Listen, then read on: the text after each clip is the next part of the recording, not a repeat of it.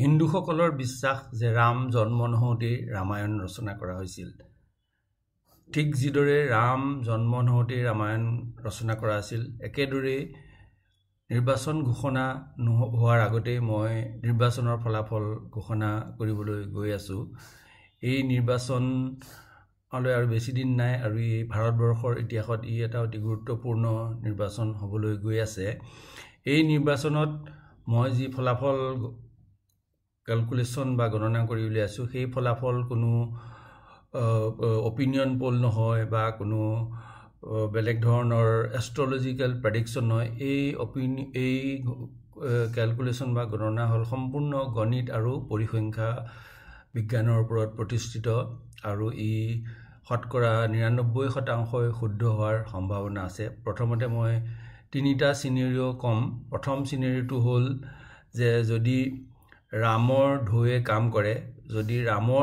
কাম কৰে, তেতিয়া হলে এইবাৰ এনডিএ অৰ্থাৎ বিজেপি আৰু সহযোগী দলসমূহে 401খন আসন লাভ কৰিব আৰু সকলো বিপক্ষ ইণ্ডিয়া গঠবন্ধন বা আন স্থানীয় ৰাজনৈতিক দলসকলে মিলি মাত্ৰ 142খনে আসন লাভ কৰিব।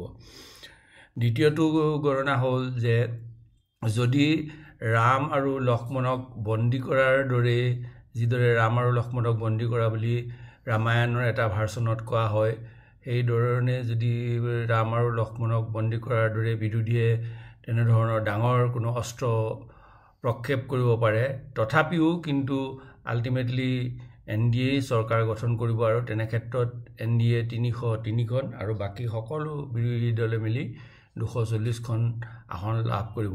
এতিয়া আসল সংখ্যাটোলৈ আহোঁতে যিটো সংখ্যা সম্পূৰ্ণ হ'ব বুলি মই ক্যালকুলেট কৰি উলিয়াইছো, সেইটো হল যে এইবাৰৰ নিৰ্বাচনত বিজেপি আৰু এনডিএ দলে সৰ্বমুঠ 357খন আসন লাভ কৰিব আৰু ইণ্ডিয়া গঠবন্ধন আৰু অন্যান্য স্থানীয় দল সকলোৱে মিলি 186খন আসন লাভ কৰিব। 357খন আসন বিজেপিৰ যিটো 370 তাৰ তুলনাত কম আৰু বিজেপিৰ এনডিএ যিটো 400 পাৰ বুলি কৈছে তাৰ তুলনাত কম। কিন্তু মই মোৰ গণনাত এতিয়াও অটল আছো যে বিজেপি বা লগত এনডিএ মিলি 357খন আসন লাভ কৰিব আৰু যিদৰে ৰাম নহওঁতে জন্মতে ৰামায়ণ ৰচনা কৰা হৈছিল, মই নিৰ্বাচন ঘোষণাৰ আগতে নিৰ্বাচনৰ ফলাফল সম্পূৰ্ণৰূপে ঘোষণা কৰিলো। ধন্যবাদ।